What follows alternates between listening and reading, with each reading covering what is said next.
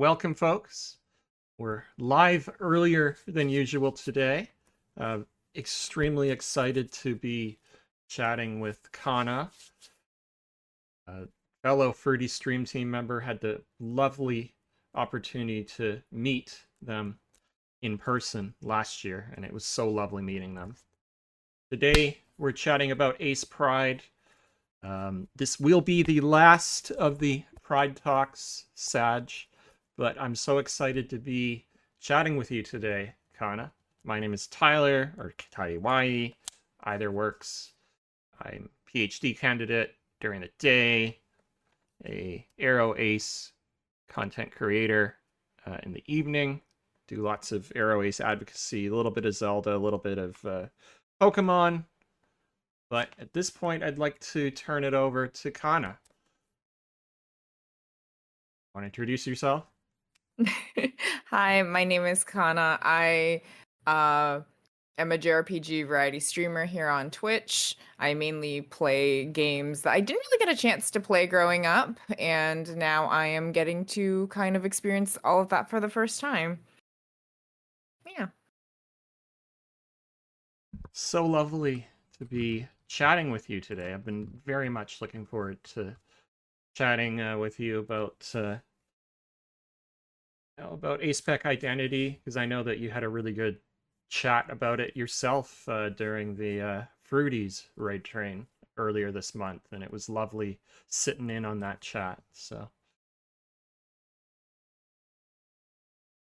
Yeah, I know that you were part of the conversation as well, and it was really, really nice to be able to have a space where you are able to talk about these things and kind of like your identity and figuring out where um your community is. So it was really, really nice to have that conversation, especially like being a part of the Fruities has been really, really validating for myself and my um identity as well. And I know we'll probably talk a little bit more about it as we kind of move on, so I won't do too much of that right now. But yeah, I appreciated you being there for the conversation as well.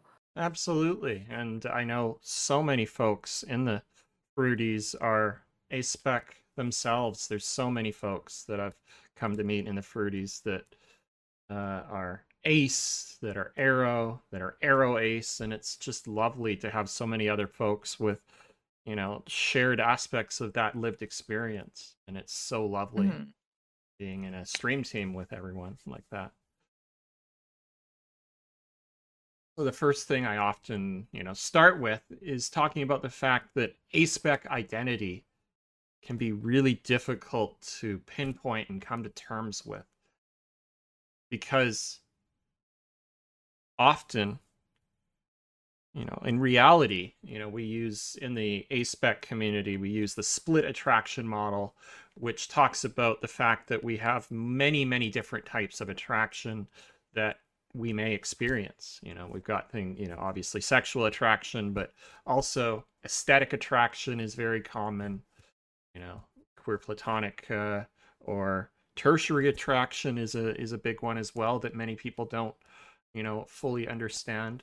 But I think for many ace folks in particular, there's what they may experience is aesthetic attraction, and growing up they may confuse that for what everybody else experiences, which is sexual attraction. And so it can be difficult to come to realize that, especially if you're my age, approaching 40, and there was no language like that or any open ace representation growing up.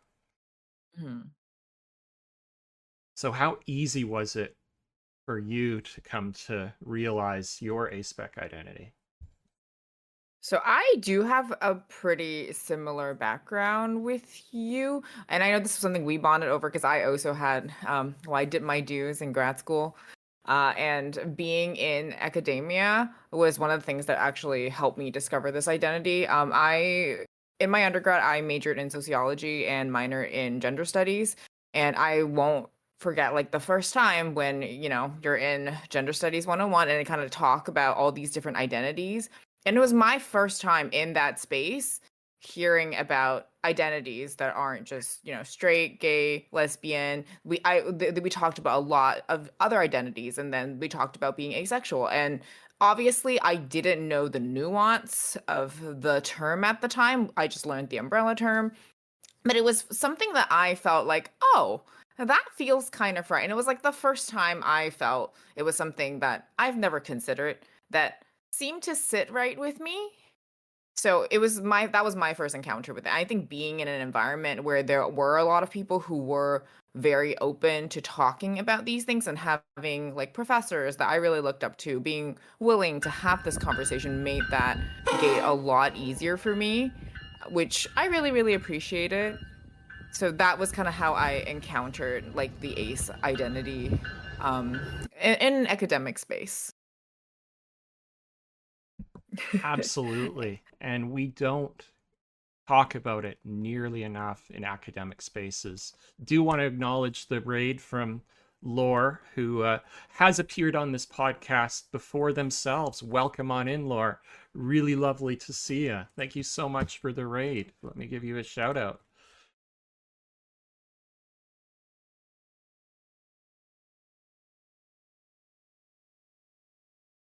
But yeah, the I completely agree. Like, there's just not enough academic discussion about asexuality. And it's really exciting to see, Yasmin Benoit. You heard that Yasmin is now a um, basically like a research scholar with King's College London. Did you hear that? Hmm. Yes. It And was super exciting. it's so exciting to see Yasmin and King's College London starting to produce and publish papers on the so many myriads of challenges that ace folks experience, from erasure, from absolutely horrible misunderstandings and disinformation even around the Hmm. ace identity in broader society. And Yeah. so, I'm yeah. actually just so thrilled to hear that something like that is getting funding, because I can only imagine their pushback when they were trying to get funding for this research project, because yeah, I just have a lot of admiration knowing how challenging that process is and how awful it must have been having to like fight any pushback from it, because I can only imagine the amount of pushback that they might have gotten through trying to get funding for a not very um already very talked about topic. Yes, absolutely. And I can totally, being an academic myself, and definitely sympathize with the extreme challenges that you have to go through to get funding. And if your topic is not on the radar of funding agencies, if it's not something that they're interested in funding, you're not going to get funded. And if your identity is not well understood by society, that's a huge, that's going to be a huge challenge in order to convince funding agencies that, hey, this is important work to do. Mhm. So having somebody with, at least some, name recognition, because Yasmin has done such amazing work in, at least, bringing asexuality to the attention of society. Before, it was very much flying under the radar. Nobody really talked about it. And, there was just so many misconceptions. Even now, even with the hard work that Yasmin, Yaguralichi, and so many others are doing, there's just still so much misunderstanding and so much Mhm. erasure that still happens.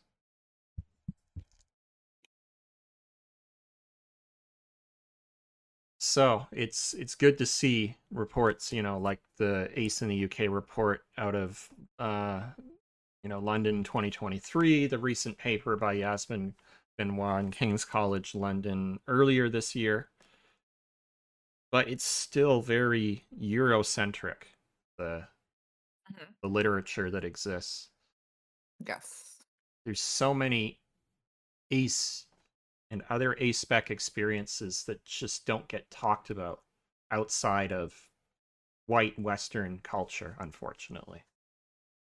And I was having this discussion with uh, Neko Yasha a couple episodes ago, just Mhm. how white ace spaces are and the challenges this creates for other intersections and other identities.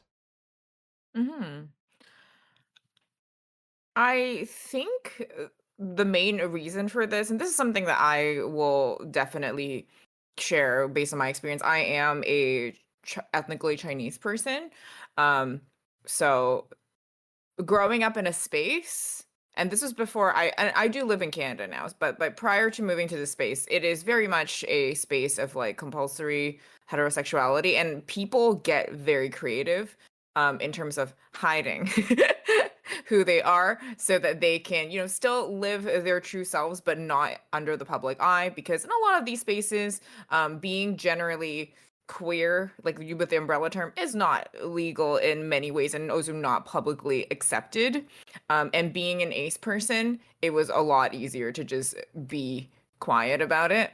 And because even, and this is something that I know we've spoken about, that even now, like telling people you're ace, you get that immediate erasure a lot of the time. You get the pushback. And it's one of the reasons why, despite like knowing, like I've first encountered the ace identity when in like 2012. So this is a while ago.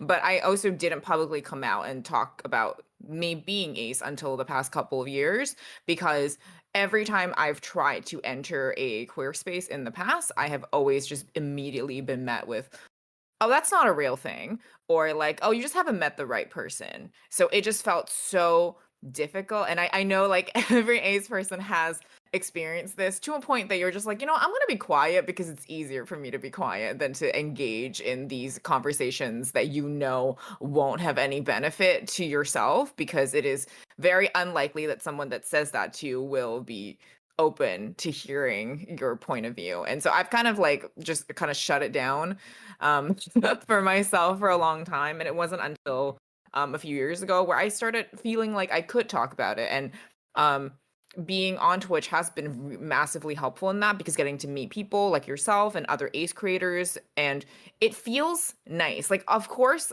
I'm all about educating and all about telling people, um, what it is, what the deal is, but sometimes you just want to exist. And it's nice to not need to over explain yourself. And I think there's always like, it's always nice to have folks who kind of understand your journey without needing to kind of explain how you feel because of that. And I do think like Twitch has been very helpful for me with that, and has really like allowed me to kind of come out and like really talk about it openly, and given me the space to open about this and talk about it openly. So yeah, despite kind of encountering it a long time ago, it wasn't very much until recently that I got to have the space to do so.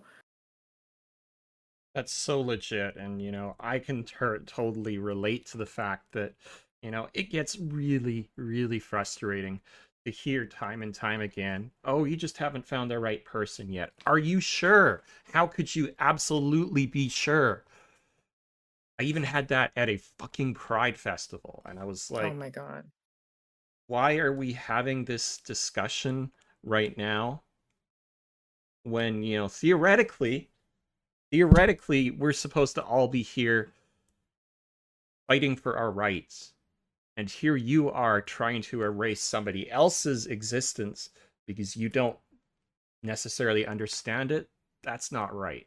And unfortunately, that happens so much even within broader queer spaces for Ace and Arrow folks. So it is incredibly Mhm. frustrating, and I can totally sympathize with that.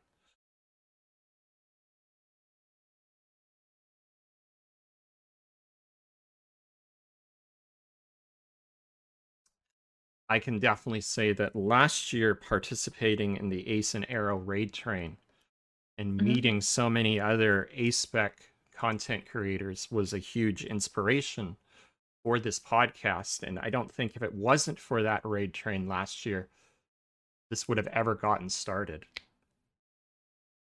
So I definitely give full credit to, Shania creating that last year, putting in all the effort to um, bring together a whole bunch of different Ace and Arrow content creators, who have many of whom have now appeared on the podcast over the last year. So that's a huge reason why this exists, and it really got me thinking, hey, there isn't really a space on Twitch where we can have regular discussions around the many challenges that Ace and Arrow folks experience. So, Hmm. Yeah, I was part of that last year too, and it was actually kind of interesting because I was part of that rate train. I know Ghost was as well, and I was and and then I ended up also being, this was before I officially joined the Fruities, but I was also in the Fruities rate train, and it was just kind of like, oh, like that Spider-Man meme moment of going, hey, I know you. And it was also really cool because there's a ton of people I have met since then realizing, oh hey, you were in that rate train. And I didn't know that they were Ace. So like people that I've met before that I found out were Ace through that rate train, but also people that I remember and recognize from that rate train that I've met since. So it's been a really cool like point because I feel like a lot of us, we it's just cool because I know not everybody always like puts it in their tag, so you don't know, and maybe they don't talk about it as much. But it was a really fun place to be able to meet a bunch of folks who are just like, oh hey, we have this one thing in common, and it's kind of cool because I never knew that about you. It was a really lovely experience. that was my first ever raid train that I participated in, and that always is going to have a really special, um, it's going to be really special irregardless. But the fact that I was able to be in a raid train with so many other A-Spec folks, I think just made it so magical in so many ways. And that's where I met Hmm. Ghost and, Hmm. eventually, joined the Fruities. I don't think any of that would have happened if it wasn't for that raid train. So, No, and I completely agree with you because it is not very often that you get a space that's just specifically highlighting Ace identity. So it was incredibly cool to see that being done because, and I do feel like, especially in a lot of like Twitch spaces, and I have kind of noticed this more in like all the Pride events that have been going on this month, that there has been a lot more Ace representation than I used to see, and I'm really really happy about that. Just because we face so much erasure that it is nice to feel like there is space for us at the table, which is something that I have struggled with a lot in the past. So it is really nice to see that not being an issue in a lot of the some of the events that I've seen at least. absolutely. It has been really nice to see how much Ace representation, has appeared in, not just the Fruities, obviously, but even the Hmm. Twitch Pride Guild, Raid Yes. Train, and so many other Pride related events that have been going on this past summer on Twitch. And it's been so lovely to see. Because, as Julia Sandra Decker says, asexuality is often called the invisible orientation Hmm. for so many different reasons. I every podcast half joke and also am not joking when I say, how does one find another ace in the wild? It's not easy unless they're, wearing a ace flag or have some, ace merch. There's not really any contextual clues that will necessarily suggest that they're ace. It can be really difficult as a result to find communities, especially Hmm. when, ace folks experience that erasure and aren't, as a result, necessarily going to be comfortable, you know, being open about their experiences in, broader queer spaces, even. Hmm. I've had the incredibly lucky opportunity to meet a number of folks locally through a Scenario support group, but that's not super common, I recognize. And Hmm. it's not easy to always maintain those connections either. I had the No. wonderful opportunity to be able to take over that support group, and I'm now helping to co-facilitate it. So that really helps me stay in touch with the community. But it wasn't without a lot of, effort on my part to continue to maintain those connections. So it can be Hmm. tough. It really can. But so many folks don't even have that opportunity because those spaces don't exist or they're really hard to find. I like to point out the fact that if you go to the Avon website, or if you go to the Aurea website, which is like the aromantic equivalent of Avon, and you look at their list of ace and arrow groups around the world, it is so incredibly incomplete. There's only a few groups listed on there. There's many groups that may exist, but there's just nobody able to share them, or there's not the spaces that people feel safe to share them on. I completely agree with that. I do think it is like for me, in my like just in my daily life, I think it is important because I do tell people that I'm ace, and for a lot of people, a lot of young people as well, they have told me that, oh, you're the first like ace person I've met, and it meant a lot to me because it they told me then that they felt like they could identify with that because they saw that I identify with that. So as much as like it's difficult, as much as it may not be easy, and it is easy for, to be swept under the rug sometimes, it is important to stand proud because you are making an impact, and just existing and just being yourself is important and is valid. And it is really powerful to see like more and more young people feel like they can identify with this without the same pushbacks that we have, and it just really makes me feel super happy seeing that like all the things we're doing, all the things we're talking about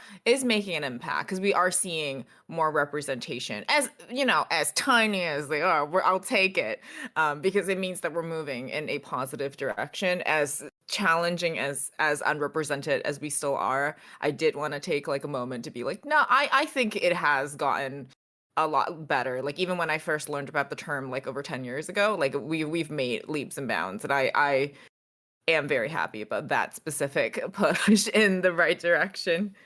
Absolutely. I mean, it definitely is much more accessible than it was 10 years ago. And we're so grateful to the hard work of so many folks like Yasmin who have made it their entire life to basically say, hey, we exist and we're valid, and, bring that representation to the forefront.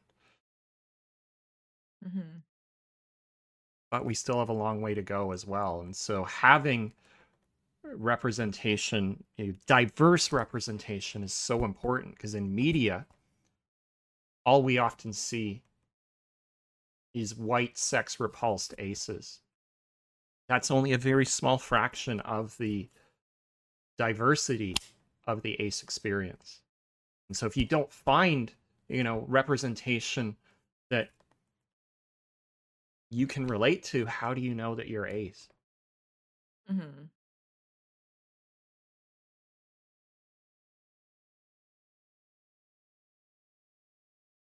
I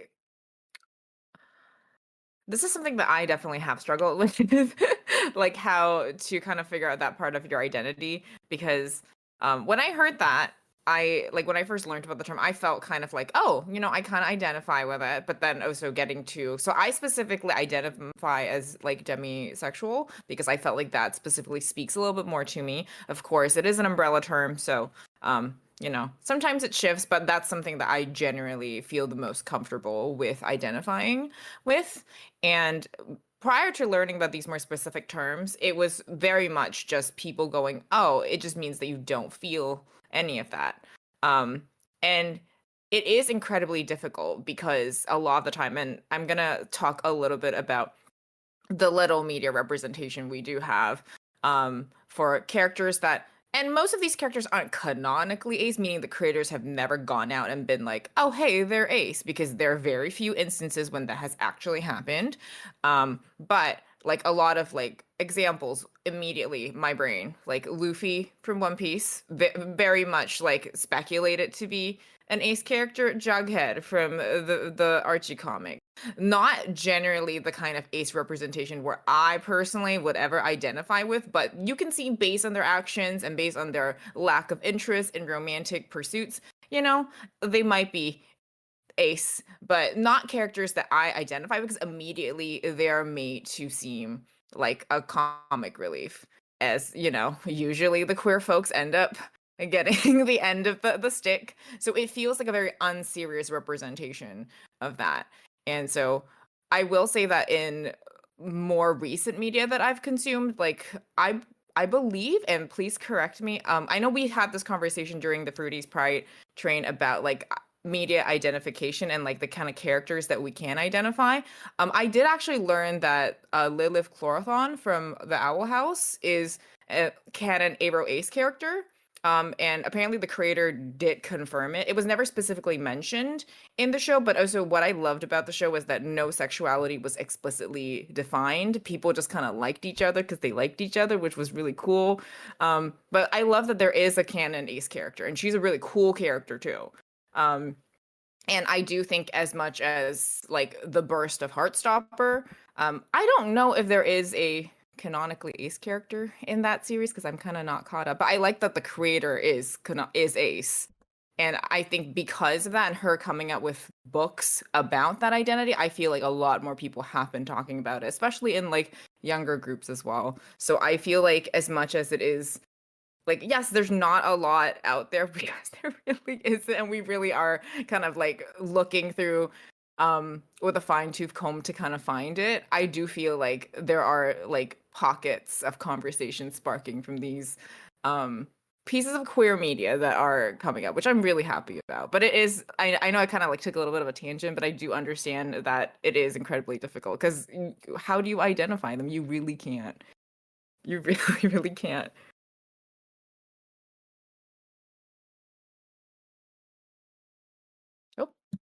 Oh, oh, are you muted? Hold on. Okay, I'm using a different mic now. It's a terrible mic. My apologies. It's the mic on my webcam. I But we can hear you.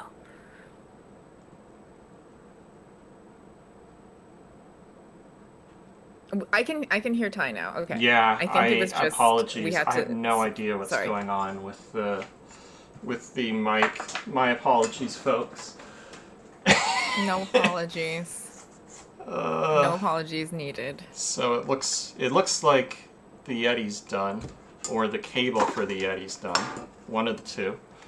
So we'll make use of the webcam mic, which seems to be working at least. My sincerest apologies, folks. Thank you for sticking through that mess. The life of a 5-year-old mic at this point. Just the realities. So I I may have to look into something to replace it at this point. definitely get a new cable because that happened to my Yeti too. Like it wouldn't work and I thought I had to buy a new one. It was just the cable. So definitely check for the cable because the Yeti cables are the worst. They die like Yeah, very easily. yeah. I'm gonna test. I'm gonna check the cable for sure. Get a new cable and test that. So my understanding on the topic of media representation, my understanding is that Isaac in Heartstopper is canon Arroways. That's Okay, my I love understanding. that. Yeah, Yeah, that makes a lot more sense. I love him, but that actually makes more sense. Because I do like that in a lot of these shows, they don't talk about they just are, and I think that's the kind of representation I like. Because you don't always need to slap a label on it, and it is helpful for some folks, but unhelpful for some folks. And I like that they just are, and it makes me really happy. I love Heartstopper. I need to watch more, but I love Heartstopper. Absolutely. The representation that is best is the representation where it is not one dimensional. The character happens to be Ace, happens to be Mm-hmm. Arrow, but that's not their only identity. Mm-hmm. The one dimensional token representation is really, really frustrating. Because in reality, Ace folks are Ace, but there are also many other things. Mm-hmm. And I do like that. And because this is something I find in my personal life, so I may be talking about that a little bit more. But I like that no one forces him to have to date or like get pushed into a relationship because this happens a lot in like other spaces where there is the pressure to do so. Yeah, I haven't watched Heartstopper, but I know that it is written by Mhm. um, the same author as another Yep. book with great Arrow Ace representation. Yeah. Alice Yeah, Osman. Alice And Arsman. Yeah, also has another book with. yeah, it's called Loveless. I love Yeah, it. exactly. I really enjoyed that one. And it like it's like I kind of mentioned, it was really wonderful to hear that an author that is in mainstream, that is incredibly popular, is very loud and proud about being ace. And I really appreciate that because it's not very often that you hear that. Yeah, I really Exactly. enjoyed them, and I like that she writes in a very accessible language because sometimes a thing that I will note about a lot of books on Aro Ace representation is that it is very catered to the academic audience, and it is not for it's not made for everybody. So I do like that there are more like accessible options for folks who may not want to read academic articles. As much as I love it, and I know you do, not everybody may be interested in that specific form of writing because it is a very specific form of writing. It is super niche. Not everybody's going Mhm. to want to read the very heavy literature and topics talked about in, Sharonda J. Brown's Refusing Compulsory Sexuality, for example. There Mhm. is media out there that is much more accessible to Yes. folks. I think that um, Angela Chen's Ace is much more accessible, I love that one. Oh my gosh. for I think example. I found out about that because someone talked about it during the Ace raid train. It was, I love that one. Sorry, I got really excited when you said it. I apologize. Yeah, it's got amazing Ace representation, and Angela Chen does a really good job trying to capture, a diversity of perspectives, not just the white Ace perspectives as well, which is really important. So, highly, highly recommend Angela Chen Ace for sure.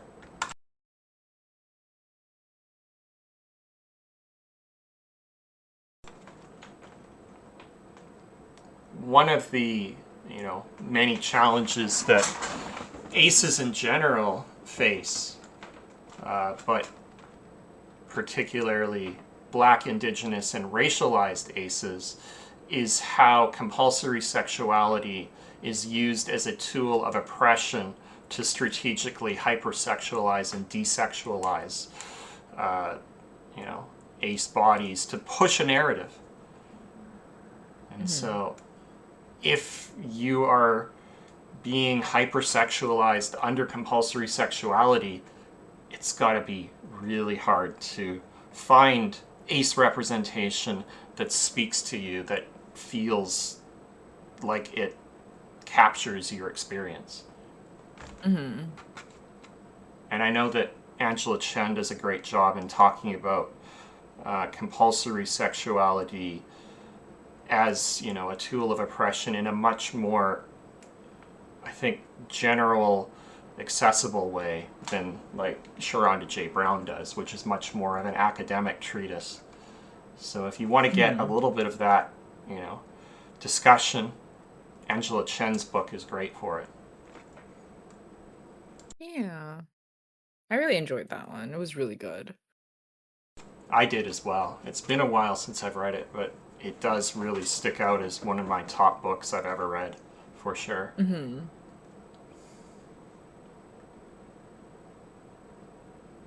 So I know you've talked about it a lot so far, in varying ways. Is there anything else you wanted to talk about how the invisibility and erasure that ACE folks experience has impacted your journey in coming to understand your own asexuality? I think it definitely made me for a long time kind of doubt myself and impose those specific like restrictions on me, because as I kind of mentioned, I first learned of this quite a while ago, and for a long time I've kind of toyed with the idea of it, but like when I spoke about it, it's always been met with a lot of resistance to a point that I'm like, okay, I tried to convince myself for a little bit that, this is not how I feel. Maybe it's just something else, and it explained a lot of gaps about why I didn't understand when people spoke about specific impulses they felt in like relationships, and it was a complete like something that just went over my head. So I think because the invisibility was so strong, I kind of almost tried to delude myself that that's not how I felt. But I think in a way, because I did feel that so strongly, I feel like now it's kind of like pushed me to be like really vocal about it. So as much as yes, I did absolutely gaslight myself into thinking, "Oh no, this is not real. Don't worry about it." To me, this is me to me. Um it is incredibly validating to learn that a lot of my friends actually have come out as ace in the past couple of years too. And it's kind of nice that even though I didn't know that they were and they didn't know that I was, we kind of like gathered together, like-minded people just kind of found each other in the wild. It's been really validating to feel that I'm not the only person who has gone through this, especially because I had a lot of friends that are ace and also closeted for a long time, and we all just were friends without knowing. And it kind of feels like a safe space, like within the friend group, because you feel accepted even without knowing that they feel the same way. I think it's been really, really nice since feeling that way and kind of as like kind of convincing myself that I'm not, to kind of flip into like someone being incredibly vocal about it, and knowing that friends have come out because I have been vocal about it and they feel like they can do. I think it has led me to take a longer journey, but I think it's made me want to be a lot more vocal about it as a result. Absolutely. And I'm so glad that, you've been able to find, other friends coming out and find that representation that's been able to speak to you as well, because that's so important. Chris's point, gaslighting yourself into, believing that ace feelings aren't real is unfortunately so incredibly common because of the internalized ace phobia and aphobia more generally that exists in society. And I think also many ace folks struggle with the fact that their experiences are different than the vast majority of society. And when you're told from the time that you're 5 years old that you're without fail going to grow up, you're going to get married, you're going to want to have a sexual relationship, and you're going to want to have kids, and that's not your experience, it's really easy to unfortunately lead to feeling like something's just not right with you. And that is so incorrect because you are fucking valid. It's just when you're Hmm. told that time and time again from everybody in society, it unfortunately leads to those kinds of feelings. Hmm. Absolutely.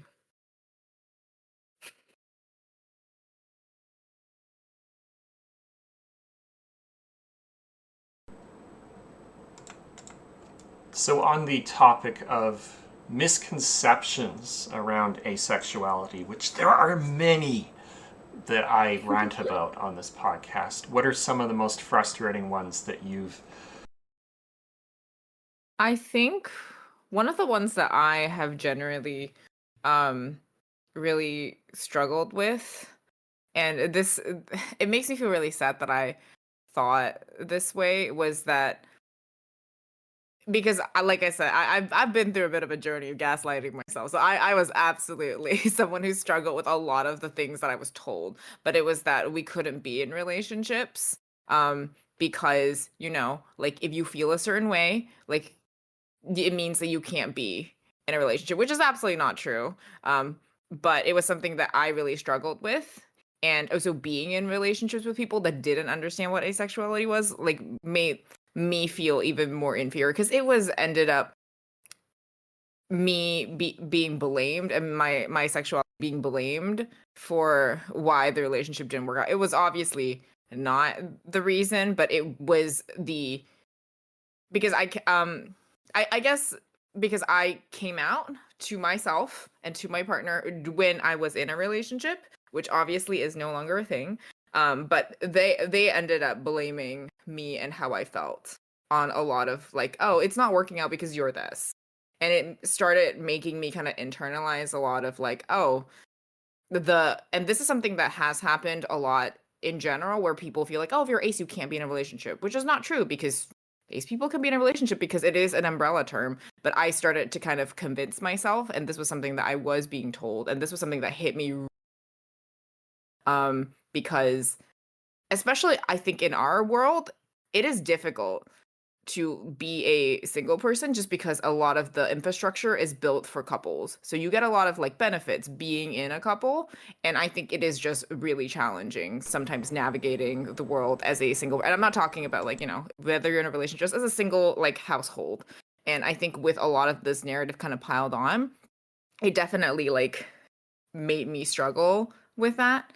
Um, but that is definitely, I think personally, the one that hit me the hardest was that like I wasn't worthy of being in a relationship that I want when I want it to. And that was something that I think hit me really hard. And it took me a long time to kind of get over that. I'm so sorry. It's really, really, really problematic to have folks blame you for relationship problems because of your asexuality, and it's so incorrect, and it's heartbreaking, and as you said, it leads to internalized feelings of brokenness and shame, and hmm it's it's unfortunate. It really is more. It's more than that, but hmm you can be in a relationship. You can Absolutely. have, really meaningful connections with other people. It's just unfortunately for some folks they don't see it that way, and it's so problematic and so hard. Not everything is about sexual attraction. hmm And I do also feel like, and this is I feel like another misconception, but also something that I did face was that sometimes people believe that they can convince you of something. Like they're like, oh, this is not a real thing, and very much leading back to the we talked about. And I unfortunately know I am not the only person who has faced this, where you are in a relationship with someone else that feel like they can convince you because they do not believe that these are real feelings, this is a real sexuality, and it is incredibly frustrating. And it unfortunately appears in media, and that is a feedback loop into the many people believing that asexuality can be fixed. Mhm. Are you familiar with the episode of House, where Oh, I House, don't think so. yeah, so House, you know, has a patient who is not experiencing sexual attraction, and House spends the entire episode trying to find a way to fix the asexuality. And then, just to top it off, to make it even worse, the way they end the episode off is that this asexuality was actually caused by a medical issue, and the ending is House fixes that asexuality. It is so problematic because it reinforces the problematic stereotypes and problematic assumptions in the general population as well as the medical community that asexuality is a medical issue and it's not a valid sexual orientation. And we talked about this a lot in episode 13 of the podcast. But I have so many issues with that episode, as do so many ace folks. That sort of media, yeah. So those kinds of representations in media are so harmful, and they reinforce many of these misconceptions. It's so problematic. Yeah, so funny fact, we had to reschedule this for an hour earlier because of me screwing up and not seeing I had a work shift at 3 p.m. Central, 4 p.m. Eastern. So I sent out an updated schedule on Blue Sky last night, but I forgot to update it in the Discord. My sincerest apologies, Duke. I forgot to update it in the Discord and make an announcement there. So you weren't wrong. I had told folks it was 1 p.m. or 12 p.m. Central. But we moved it up an hour because I have to leave here by like 2:30 Eastern to get to the university and get ready for work, unfortunately.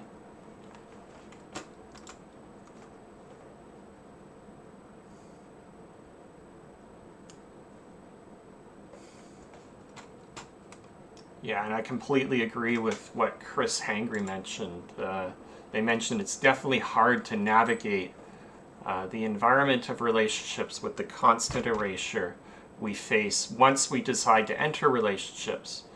And then conveniently, it gets brought up time and time again and used as a scapegoat when people don't want to work to make the relationship work. Communication is so incredibly important.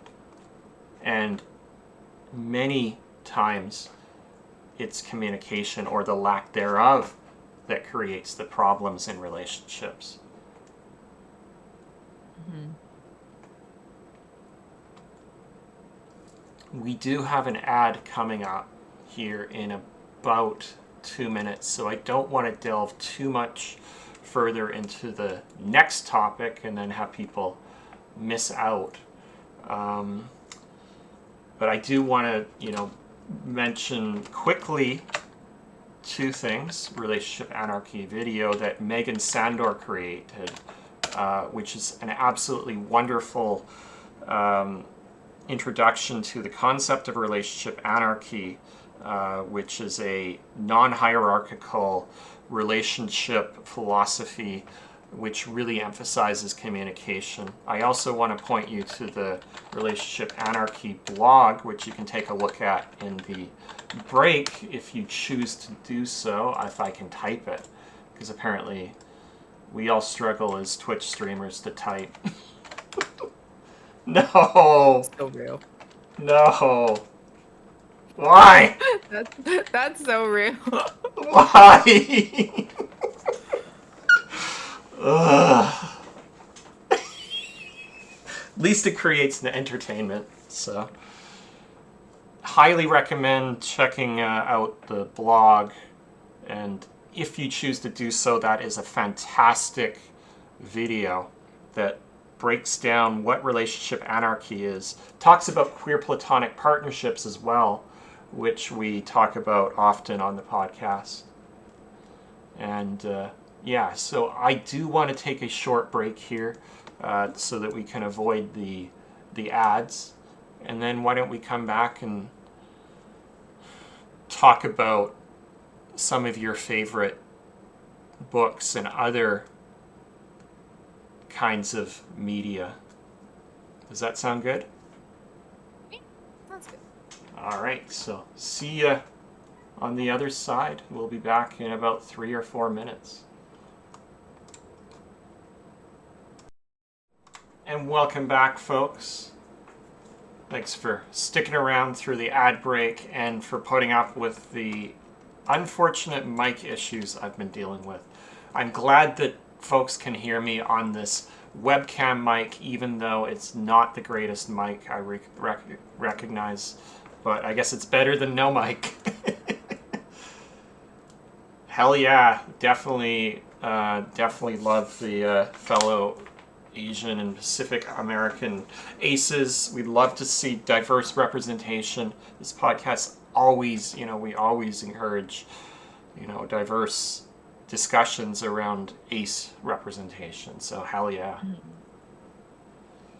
I need to make a throne command. I really do. I've just been like embarrassed to do so because I hate like pushing things like that.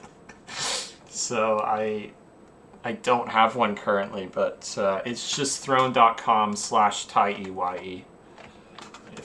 If you do feel like you have the spare change to contribute, throne.com/TaiEye.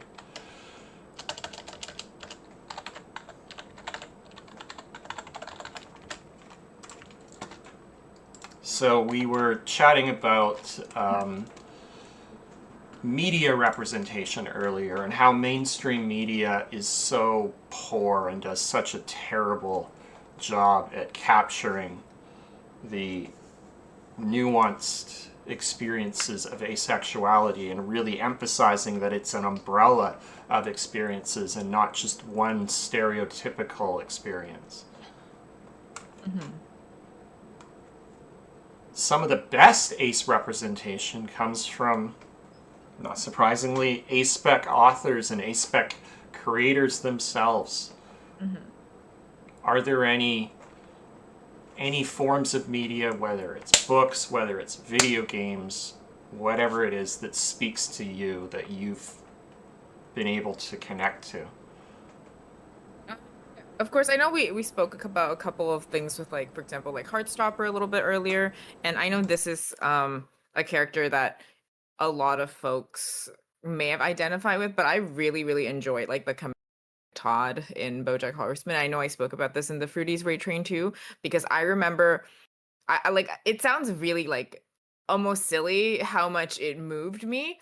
But I won't forget the moment where he said like, "Oh, maybe I'm nothing," and it just like like I started crying. You can tell how I sound a little bit emotional because it just like those words when he said that like like that he's like maybe I don't like men, maybe I don't like women, maybe I just don't like anyone. It really like sat with me because I've never heard those words coming out from a character in a really largely popular show ever, and it broke something in me because it was such a natural it was something that I think a lot of ace folks might have gone through. It was something I went through where I was trying to figure out like what it is I liked, and I think the exploration of sexuality that was done in that specific scene was really validating for me as to why you didn't fit in these boxes that people tried to put you in.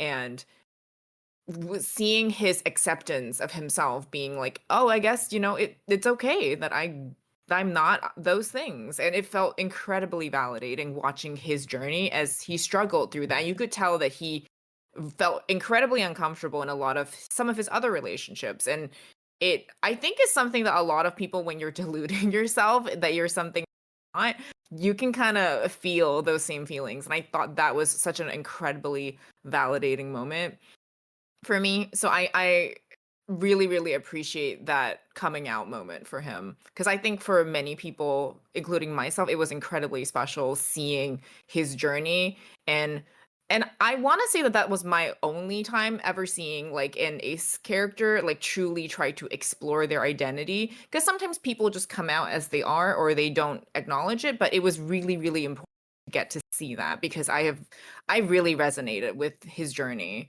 into coming into who he is. So I really, really appreciated that. I really do wish we have more characters like that in media. As and another like this one's a lot smaller, but if y'all have seen Sex Education, I think it was just one episode where like a student came to um like the main character's mom, who's a counselor, and just told her that she didn't feel anything, and she was immediately validated for that. It was really nice because you don't see that kind of validation a lot, and it's like it's these moments that I think are really, really, really special. Absolutely. And yeah, Sarah Owen in Sex Education Yes. is the ace character. Yes. And Yasmin Benoit was actually consulted on that character. I did not know that. That's Yeah, so cool. but it's really unfortunate that they basically only had Sarah on the show for such a short period of time, and then after the fourth season, they were like, nope, no more. We don't need any more ace representation. And it's so sad to have that occur. And I know Yasmin spoke out about that fact, that they seem to not really take everything to heart with what she was talking about when they consulted her. That is really unfortunate.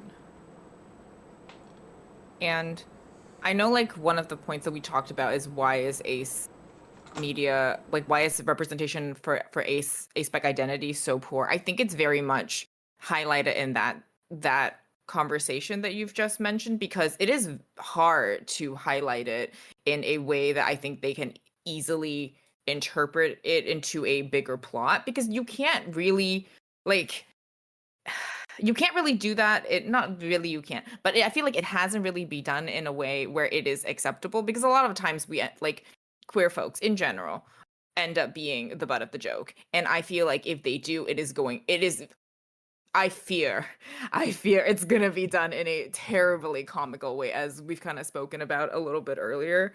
um and I think, I hate to say it, but it's lazy writing, and I think that is why the representation is so terrible. It's just lazy writing. I gotta be the person that. It is 100% lazy writing, and it's the fact that TV shows are so formulaically written to have this relationship dynamic where, you know, you find the person, you go through these, you know, stereotypical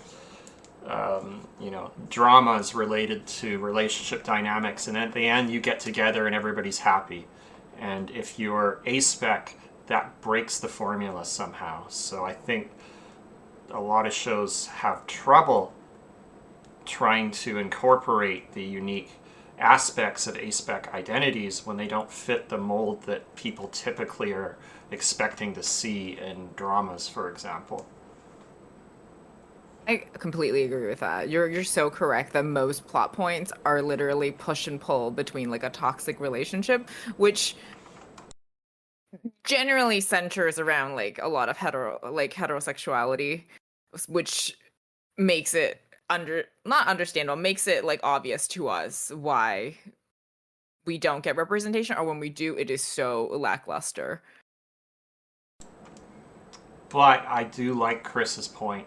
Yasmin Benoit was awarded a award for outstanding contribution to the communities award at this year's British LGBT Awards this year.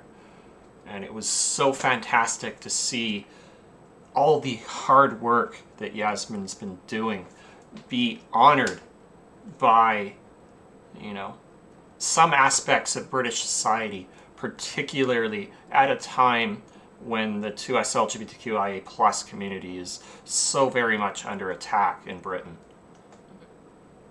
And so that's some really, you know, wonderful news coming out of Britain right now, is the fact that Yasmin's work is being recognized. I'm very happy to hear that. Yeah, and it was amazing to see her posts on Twitter, on Blue Sky, and all the reactions from, you know, all the folks like Lynn Saga, A-Stat Advice, all talking about how important it is that this award was given to her, because it actually, you know, validates all that hard work, and I think it really helps push it even more into the mainstream within the queer community, that hey, aces are here, aces are valid, and accept us. So thanks for Mhm. bringing that up because that totally skipped my mind. I wanted to talk about it today, but totally slipped my mind. Thanks for bringing that up.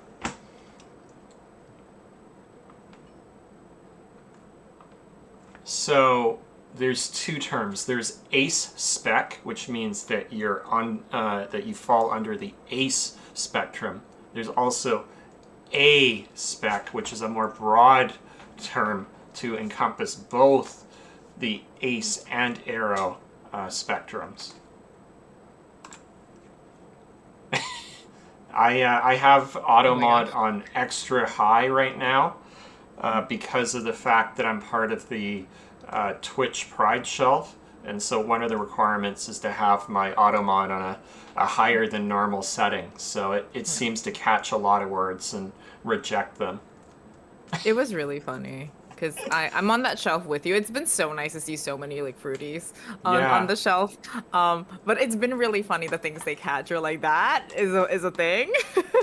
I don't know if I've been appearing on the shelf. Can somebody go to the Twitch Pride shelf and let me know if I'm actually appearing on it? Because I'm not sure I have been. So I have on my homepage like there's an extra shelf so I can see all the people that are on there. So I've seen you, I've seen like Cutesy, um, and some other folks I may not have like immediately come to mind. But I've seen a Yeah, few folks. It's been really cool. absolutely. It's been really wonderful. I've tried my best to follow along. This month in particular has been hard just because so many things have been going on with all the Mhm. podcast episodes, the various other things, the raid trains and the Mhm. other pride related events. I've just had no time to tune into other people's stuff and I felt horrible for that. But come I July it'll have calmed down, it'll calm down substantially, so hopefully I can tune in more to other folks' content. I am right there with you. I've been feeling so overwhelmed in June that I'm kind of happy it's coming to an end because I feel like July will be a little bit easier to kind of keep up with. Yeah, I won't, I'll be cutting back the podcast to more regular pace, once or twice a month. And it will move away from this focus on one on one interviews and going back to more of a let's talk about a particular topic. Next month it will Hmm. be kink in the asexuality in the ace community. Hmm. And it will go back to more of a regular focus. So should be exciting. I know I'll definitely miss the fact that I've been able to chat with so many folks about Ace and Arrow Pride, but also not going to lie, doing 16 podcast episodes in the last month has been very tiring. I can only imagine on top of like your like work, school, IRL stuff. It's a lot. Yeah, absolutely. So that's why this weekend I'm just going to hide and I'm not going to stream much next week at all because I just need a little bit of a break. I think that's so valid. Um, I did want to actually Book that talk. I I don't don't think it has Yeah, been mentioned on this podcast. It's called Convenience Store Woman. I don't know if anyone no. here has heard of it. It is by a Japanese author who I really like her works. She writes a lot of bizarre things. Like her stories are very sci-fi, very like post-apocalyptic sometimes, but while she may not have kind of like talked about being ace herself, a lot of her main characters, you can absolutely identify that they are asexual or on the ace spectrum without like being identified as such because like the main character of Convenience Store Woman is a like 30 something year old woman who has no kids, no relationship, has no desire to do so. And it's very much like a lot of her stories are a little bit how do I a little bit like I said, when I say bizarre, like there's stuff that happens because it's sci-fi, but I think that it's almost interesting that she has to set like a lot of her characters in like a sci-fi setting to kind of combat this. But it's about her character who really doesn't want to do anything else by just working her job and living her life. But there's a lot of societal pressures being placed on her. So it is really interesting to kind of see characters like this kind of come out and I really like her works. Some of her works are a little out there, but in the sci-fi aspect, not in the the other forms of representation. Her representation, I think, is great, but it's more of just I'm really happy to see her hit mainstream because a lot of people have been talking about this book, and I really like that the main character very much like is clear that she just doesn't want anything else but her life, and she's very much like Aero Ace. From my, I like how much I relate to her in that specific aspect. But I think it's one that I really like, and I also like that it is written by an Asian woman because I do feel like that's something that, as we kind of talked about, ace spaces can be incredibly white. So it is really nice that while these books aren't specifically labeled as such, and I think it very much is because I don't know if asexuality is even like recognized in certain places just because of we talked about the erasure. So I don't know if it can be identified in that way, but it's very much like when you read the characters, you can kind of see what she's going for, and I really enjoy that.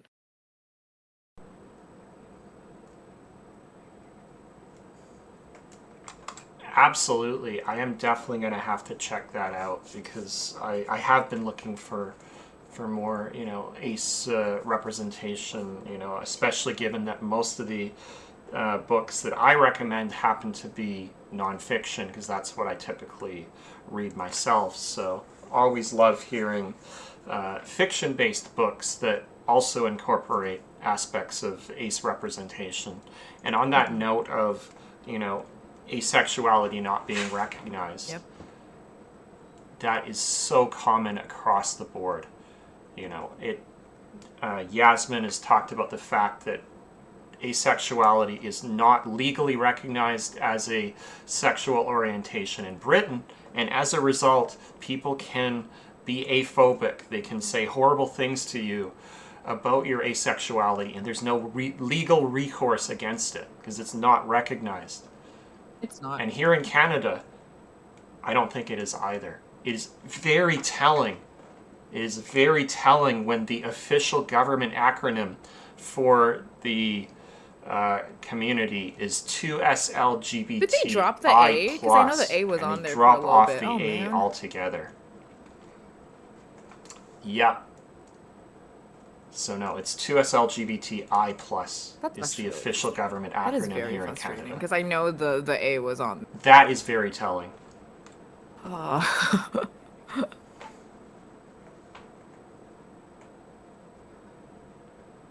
I just read this week that the 2026 long form, not the short form census, but the 2026 long form census will for the first time include questions about sexual orientation and gender identity. And I know the prompt that they mentioned in the news was basically, you know, what is your sexual orientation? They list a lot of things, but they purposely leave asexuality off of there. It's like, they list, hetero, gay, lesbian, bi, pan, or write something in. Like the fact they leave asexuality off It's of really there upsetting. is very telling. Yeah. So I do want to complain to the MP. Not that I actually think it's going to make any difference, but I want to make my point. I want to basically get my point And I think across it's that hey, important we're because watching if and we're not enough happy. people do it, they will change it. So I think that's wonderful that you're doing. I need to do that too. I didn't even know that they because it was on there and I was so happy. I'm actually really upset they took it off.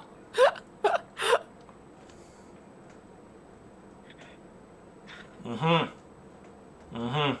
So yeah, I'll send you after stream the official report where that acronym Hmm. is defined, Yes, and then I'll please. send you the news article as well. Because that was really frustrating, I but not can't surprising to say I'm see, surprised. I'm unfortunately. just really upset because it was already on there. Why would you take it off? Yeah. Oh man.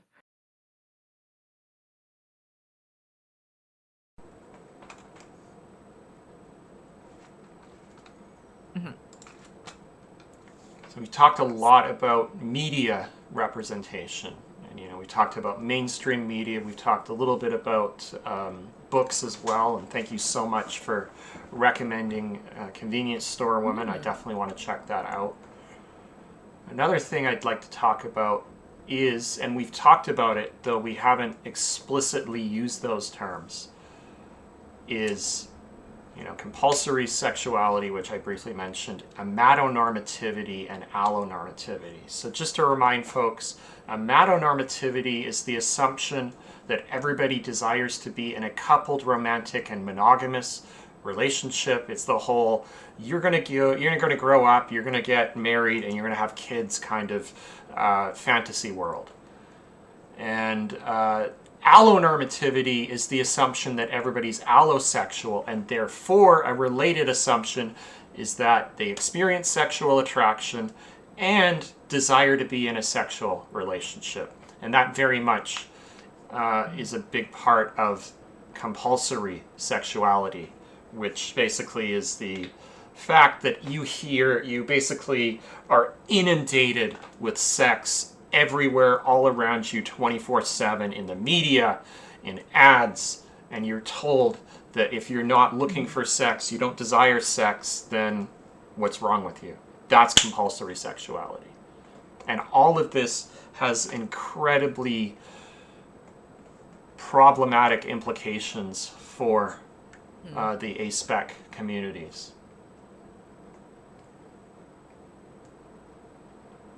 So building on these themes of allonormativity and amatonormativity, I have two questions around this. One, what have you learnt from being in relationships about your identity?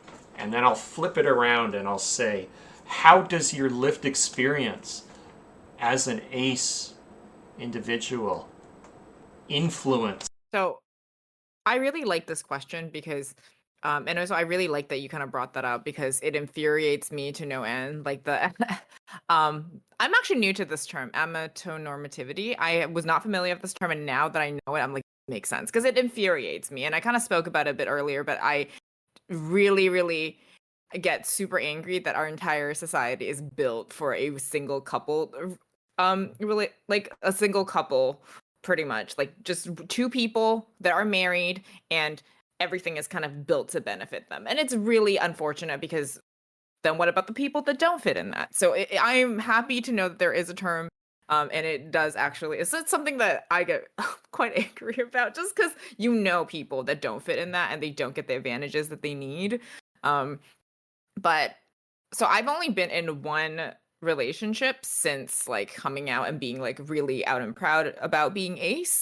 And thankfully for me, this person is really understanding and they've later come out to be ace as well. So they have my partner came out while we were together as an ace person as well. And I think like me being ace really like encouraged them and like helped them identify certain things that led them to realizing that this is their identity as well. And I will say that it has been easier for me to communicate a lot of these things just because I think they have very similar feelings. So it is nice for me in that aspect. And what I've learned from being in a relationship prior to that is that, like, kind of what I spoke about, like people who don't understand it, because a lot of it is a lack of understanding and a lack of knowing what these things mean, tend to end up blaming someone's sexuality or like feeling that they can change you. Because I think this is something that I've heard, myself included, but I've heard from a lot of folks where they've been in relationships where they're like, oh, it's okay. Like, I can convince you, which is not how relationships should be. And I think because we kind of talked about like these terms where people do desire to have a long romantic I can't talk today. Monogamous relationship. It does make it difficult, I think, for folks to kind of break out from that as well. Like when you feel like you no longer fit in these kind of predetermined boxes, it makes it incredibly difficult to kind of thrive in that. Oh my gosh.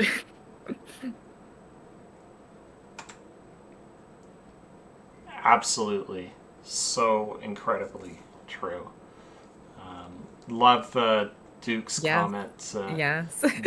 Aces in a relationship. Let's go. Hell yeah. Yeah. But yeah, you are so correct. The legal institutions are built around the coupled monogamous, basically the Hmm. monogamous couple. And if you don't fit the married monogamous couple, you don't get to, you aren't a valid relationship for one, and two, you don't get any of the benefits bestowed upon the married monogamous couple. And the married monogamous couple is the one that's in Hmm. a sexual and romantic relationship. Hmm. Any other kind of relationship is not It seen as is. valid. And And I it's know this is so something that a incredibly lot of problematic. ace folks, and also like I think we've had a lot of these conversations like during the rate trains as well, and in just in general. But the lack of focus on non-romantic relationship with that one specific partner is also a huge problem because for many of us, what about our friends? What about the other important relationships in our lives? Because I think for a lot of people, you can probably list more people that are your friends for quite a bit longer than relationships. I know, like for me, I have had friends for a long time that have been there with me, and I'm like, the lack of focus on these other forms of relationships is something that I really, really dislike. And I like that we can have these conversations about like centering these other relationships that are incredibly important.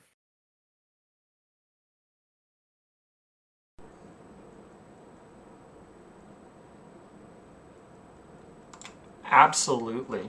And also, Hmm. for me, as a person who's Hmm. arrow, it is the platonic relationships that bring so much joy and so much value to my life.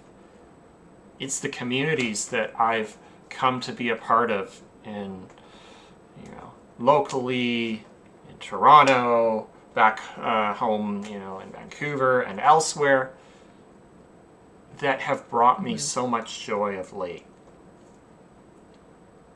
And why should we discount those relationships purely because they don't meet the coupled monogamous Exactly. romantic standards set by society? Why should you tell me? Exactly.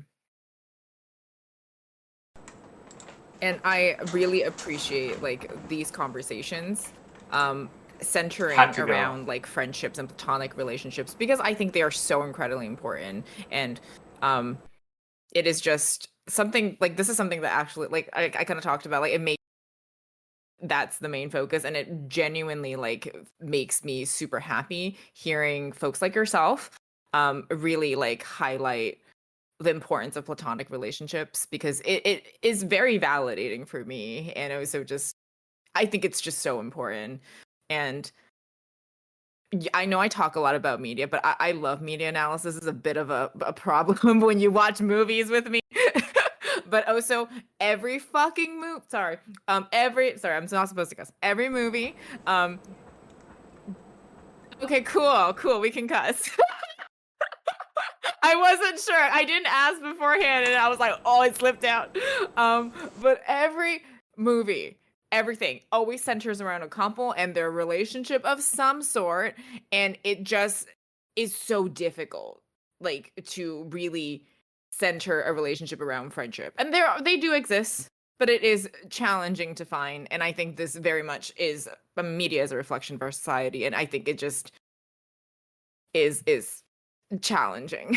It's very challenging. Mhm. Yes. Exactly. And as Chris Hangry pointed out, tertiary relationships, tertiary attraction gets erased all across the board. What about the QPRs? What about those relationships which are not purely platonic but mean so much to Exactly. folks? You know, there is almost no single media representation other than, the queer books that I've ever come across that even features something close to a QPR.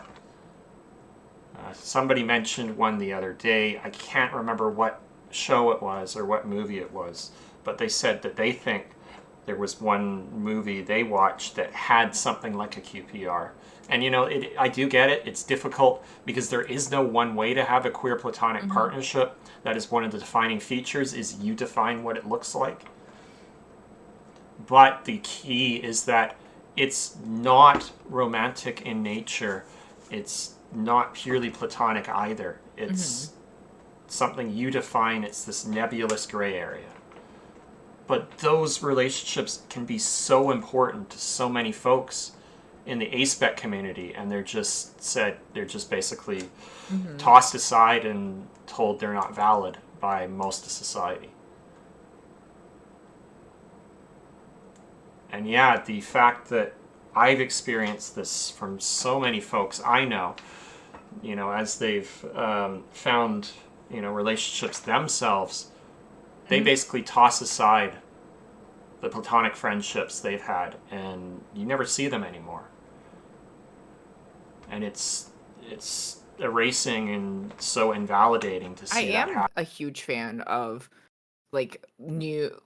our language adjusting for a lot of these gaps. One of the things that made me really happy that I've learned about in the past year or so is the word squish, because I feel like the friendship, the platonic version of a crush, because I've always really disliked the word crush growing up because I've never identified with it being an ace person. It's something that I've really struggled with. So it's a word that I genuinely struggle with, and like learning of words that people are now using, like the word squish, to represent like a crush but a platonic relationship is so nice.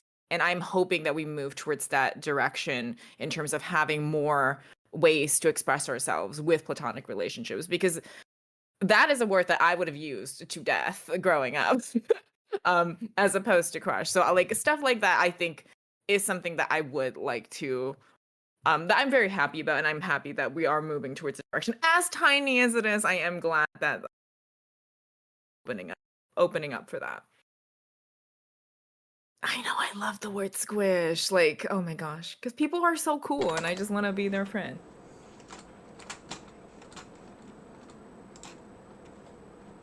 Absolutely. And I can very much relate to that, as a arrow person as well, in that I Mm-hmm. don't want to be in a romantic relationship. But there are folks, Mm-hmm. all throughout high school, I was like, I really want to be their friend. Especially when I was, tossed aside as, you're a nerd, ha ha ha ha, and bullied all the time. I just Mm-hmm. desperately wanted to be, friends with, these folks. But I didn't have any language to describe what Mm-hmm. those feelings Yeah, were. exactly. Like you just like somebody, but it's completely platonic, but it's just intense feelings. And I completely get that. Yeah. And I definitely know I mistook those as romantic Mm-hmm. when I was in high school because I didn't have a frame of reference for anything else. Because I was told that I was going to find romance. And so I think I very much mistook those as romantic feelings when they were Mm-hmm. indeed just a strong, like, hey, I really And want to be I, your friend, oh, let's sorry, be go for it. friends kind of thing. Mhm. So I was just going to mention to Duke, if you go back to episode 13 and episode 14, or sorry, I think episode 12 and 13, when we chatted with some of the ACEs and STEM folks, and we chatted with Catherine, not the Catherine from the AROMCOM, but Catherine from the ACEs and STEM Discord. I believe they also talked about their QPRs. So there's other people we've had on the podcast who have talked about QPRs as well. But yeah, go back to I think episode 12 and Mhm.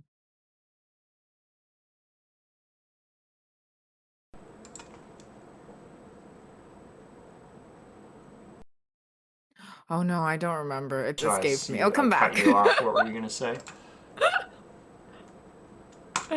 Oh my gosh, it happens a real. lot. It always Oh, I happens was to also me. gonna. Oh, I remember.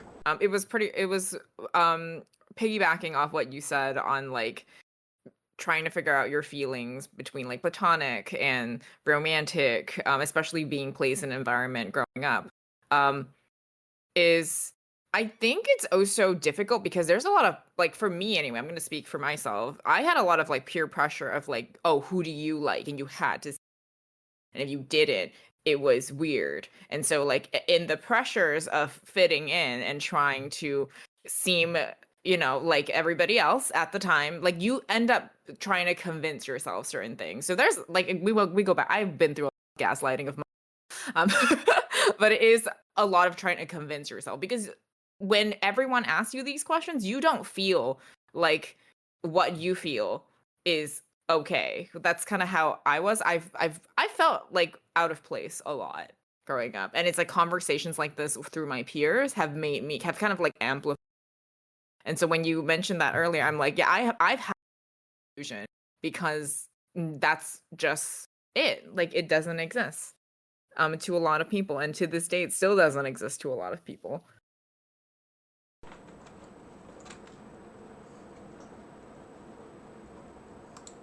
It really doesn't.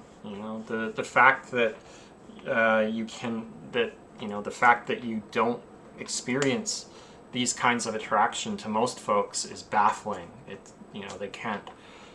They can't relate to that, and Hmm. unfortunately, it leads to erasure Yep. and a lot of misconceptions. Why did they name it after the squishy beverage, though? What do you mean by that? Are you talking about boba? The boba emote, Duke? I think Um, I think that Duke which might be referring squishy to like the beverage are squish, you like the talking about? friendship crush. Oh, Yeah, but what beverage was he talking about?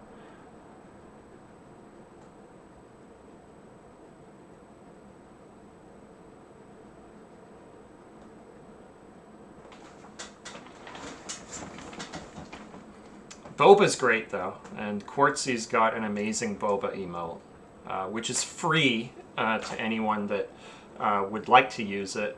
Um, Faye released it as part of the that's amazing. Makers and Creators Club for Pride Month, and Quartzy's so talented. it's a really cute emote there. Faye is amazing. Yeah, Chris mentioned I still feel a lot uh, like what folks. I still feel a lot like what I feel is wrong, and so many aces feel this internalized shame or guilt or internalized ace phobia because they're told from so many different directions that they're wrong. But having discussions like this helps a lot with validation. Hmm. Absolutely. That's why these I completely talks are agree with so that. incredibly It's important. only like being having spaces like this to kind of talk about your feelings have not only like and experiences have not only validated how I feel but allowed me to kind of explore and unlearn a lot of these like gut reactions I've had about myself because we are taught that how we feel as ace folks a lot of the time is incorrect, and that is not true, but it is difficult. It's a journey, and unfortunately it may not be easy for all of us, but I'm glad that we have spaces like this that we can really kind of talk about our challenges and the things that we need to do to improve and move towards like um the betterment of representation and like inclusivity for ace folks, like ace spec folks.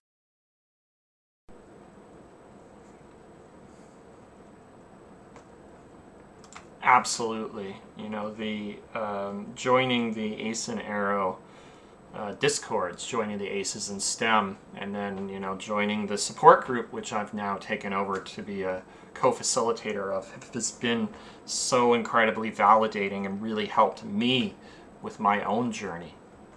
So I completely can relate to that. Oh, Duke said maybe I pulled Oh, I the love The Simpsons. beverage squishy from The Simpsons. Yeah, it's been a little while since I've watched it, but yeah, I watched it a lot growing up. Absolutely.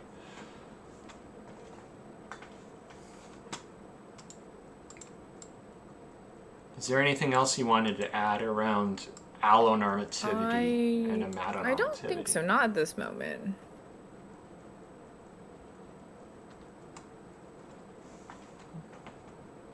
So my next question is, I I think this is definitely something that I felt a little bit of a challenge kind of figuring out, because as I've kind of shared, my journey has been long and filled with me gaslighting myself. But I think at this moment, it is very much just me feeling like I can exist as how I am and feel how I am and be myself like around like people that I am. And the reason why I say this is because, and I say this all the time on my streams and to everyone else, is that you existing as you are is incredibly important, because you being like out and proud as being ace, because I talk about being ace all the time, and even folks in my community have said that, oh, like I feel comfortable like kind of coming out and like sharing my experience with you because you are an ace creator as well. And it has made me feel really really like special, like the fact that they want to share that, but it also just who you are is important, because you being seen is so incredibly important, and you existing is allowing someone else to be seen. And so it may not be like a really like fancy like explicit answer, but I just think like for me it's just being myself and being super like comfortable and being proud about it and allowing other people to see parts of me, like, you know, and how I feel about my identity, and if they identify as that too and feel like they can do the same. So that is very much what it means to me, just allowing myself to be me and allowing other people to be themselves. And I think that is so important.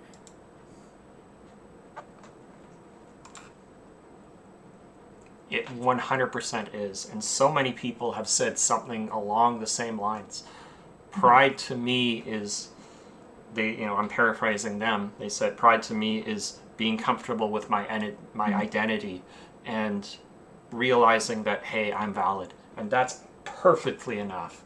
And then, I can very much relate to the fact that for me, being in that position as a co-facilitator, creating the space on the podcast, allowing for folks to see, hey, I can identify with this ace representation. That means so incredibly much to me. And folks saying, hey, I've learned something about my own identity. You don't know how much that means to me as a creator, as an ace person, to be able to create that. Mhm. Yeah, and very much being like a Chinese person as just being someone from Singapore. It's not a identity that you hear people in Singapore talk about. And also like it's also not something that's very common outside, as we kind of discussed, like outside of white spaces, where like some languages do not even have the word for it. So it's just, like it's represented in the language. So I think it's incredibly important, and that's kind of why it makes me incredibly happy to see like all of the amazing folks that you've had on your podcast and seeing the diversity. It just makes me so happy to know that there's so many people doing their thing and being wonderful and just being super proud, and it's been excellent, and I appreciate you for that.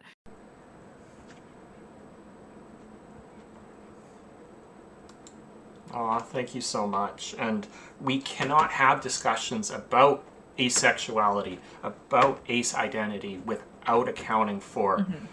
the intersections with other identities. Because there's no one way to be ace, and we can't really account for one's lived experience without accounting for other aspects of their lived experience. Because that's going to influence how they associate with the term, how they. Very much so. Like for me, like I am out like in Canada and my friends and my community. Am I out to my friends back home and my family? No, because I don't feel like at I don't feel like they might understand where I'm coming from, and also like I feel like I lack some of the language because a lot of this exists within the language, like in terms of like kind of what we talk about in terms of like queerness or the lack thereof. Not all languages have the there's not words to describe it sometimes in specific languages. Oh,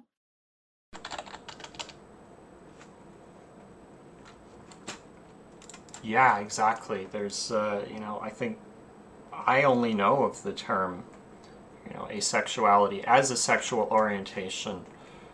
Obviously I'm biased given I only know English, but I've not really hmm. heard it used too much Like I'm outside trying to think the about it. English Oh, language sorry, go on for it. any regular basis. But yeah, folks, yeah, I was just responding to Duke's question about whether or not the support group I run,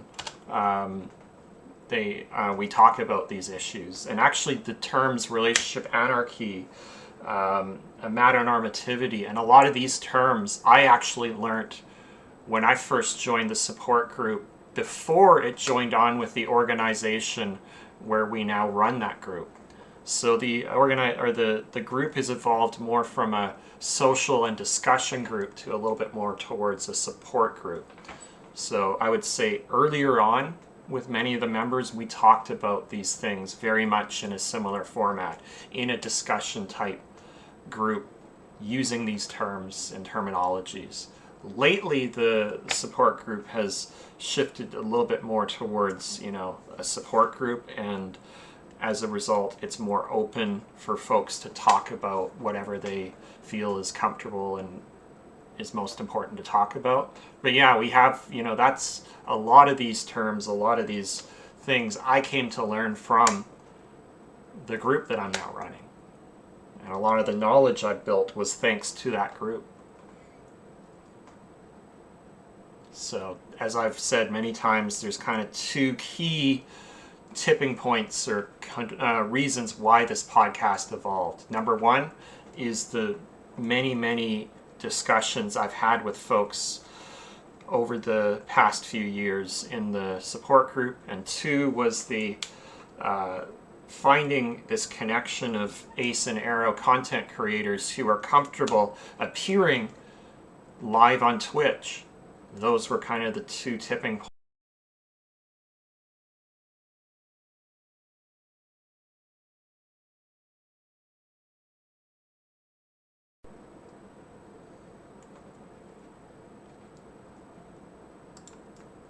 So that's the end of the questions that I've prepared.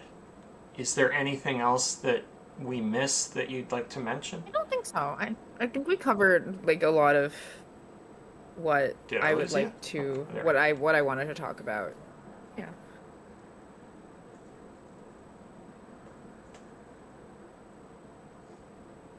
Chris mentioned, yeah, I don't have the language to come out to my family. It just comes off as I It don't it wanna, it kind of and that does, and sounds it's the too same because there's careless. like lexical gaps in languages, and languages very much reflect like what people do, and it is Yeah. it is impossible. I can't even imagine. I don't even know what words I would use trying to think about like speaking about this as in Chinese, but also like thinking of having this conversation with my parents and knowing that they would that's not a thing, and like I love my parents, but I just know that that's gonna be the response, if even if I do. So it's kind of one of those settings where I know I'm accepted and I know who I am, but I know that unfortunately it does. This is not something that is possible in all spaces and for everyone as well, because um as we've kind of talked about, like it is very Western, and I think it is very interesting because even when you read queer academic papers, and this might be specifically to Thai because I know we were both nerds that way. But when you read about like how folks in a lot of Asian countries where being queer is still illegal and they cannot marry someone of the same gender, they are sneaky and they go about ways to kind of have their like to live their truth.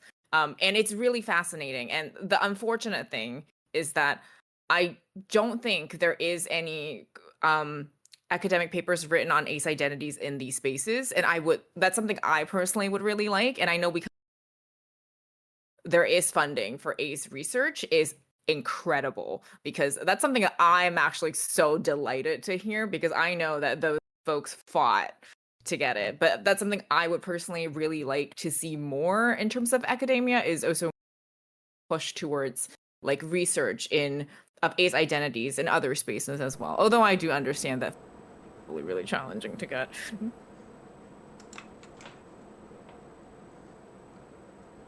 Yeah, absolutely. Because the only, ace literature I've come across, as I Mhm. said, comes out of, the ACE in the UK report and the work that Yasmin started to do at King's College London. But again, very Western, Mhm. very white European focus. Um, but we need to have these discussions in Asia and other places where the terms don't exist, but also these identities are, as you Mhm. said, unfortunately very much illegal or not accepted.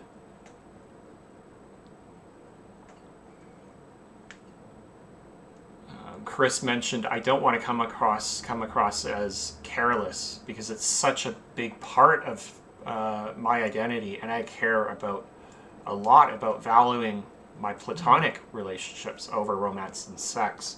I very much do as well. I definitely am lucky in that the spaces I exist, there's more discussion and more language to have these sorts of discussions in a safe environment.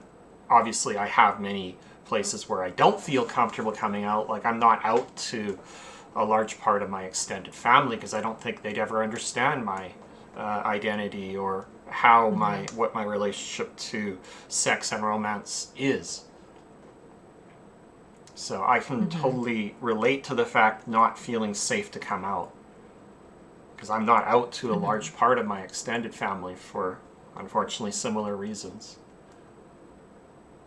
But I'm not sure if you saw recently um, in the socials, but there was a huge there was a post 3 or 4 weeks ago where somebody basically tried to gatekeep asexuality and remove the whole gray umbrella from being part of the ace community. He said, this is asexuality, this is gray asexuality. They're not the same, and if you don't like it, well, bye, unfollow me, please.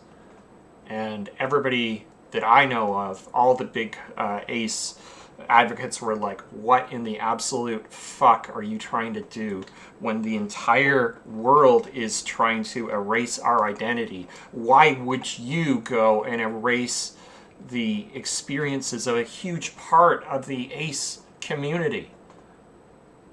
Like, this is shit I was seeing on Avon in 2000. Why are we still having these horribly problematic gatekeepy discussions in 2025 from I think that's absolutely ridiculous. Like, I'm actually just kind of floored how ridiculous that is, because why are we trying to put people in boxes when we've struggled so long to try to break out of the binary in the first place?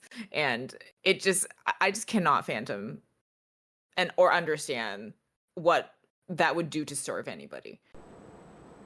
Like, no, it does absolutely nothing to further the cause for the ace community. It just creates internalized division, and it also, to the outside world, creates yet mhm. another excuse to ignore us. Yeah, and it's just bizarre that it's folks within the community too. I think it's already so hard to get like recognition and to really be recognized in a lot of queer spaces still, and it's just like we shouldn't be diverting our energy this way. We should be diverting our energy, uplifting and bringing more awareness to this, as opposed to things like that. It's just shocking to me.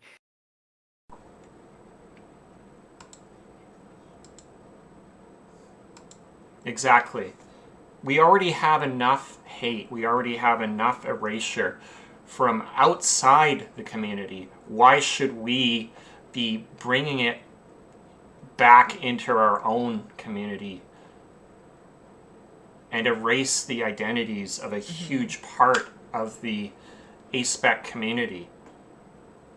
Many of us can relate to the struggles of not experiencing or experiencing limited sexual or romantic Mm-hmm. attraction, depending on whether you identify as ace or aro or both. That is a very different Mm-hmm. experience than the allo experience.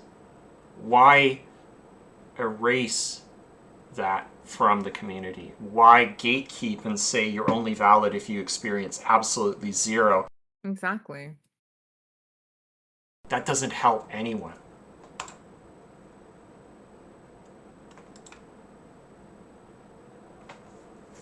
So I'm glad that many, many folks spoke up. I'm so glad that Fluently ASPEC has done, I think, 5 or 6 videos in the past couple weeks talking about how wrong that is and how we need to Mm-hmm. actively push back against that sort of gatekeeping.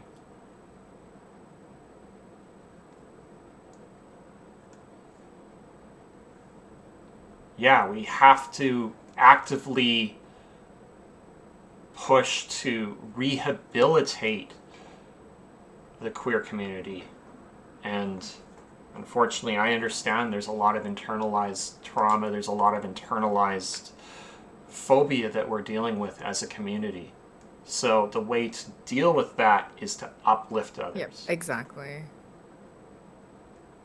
And I am really, really grateful that we do have the space and the ability to speak about this and to kind of be critical of people who need to hear the criticisms, Ooh. like with that as well.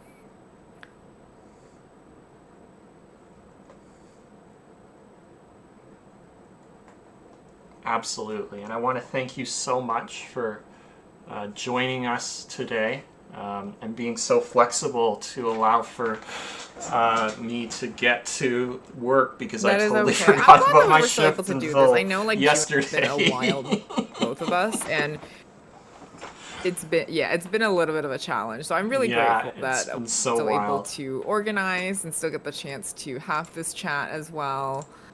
Um, yeah, and thank you so much for having me on. I really appreciate it.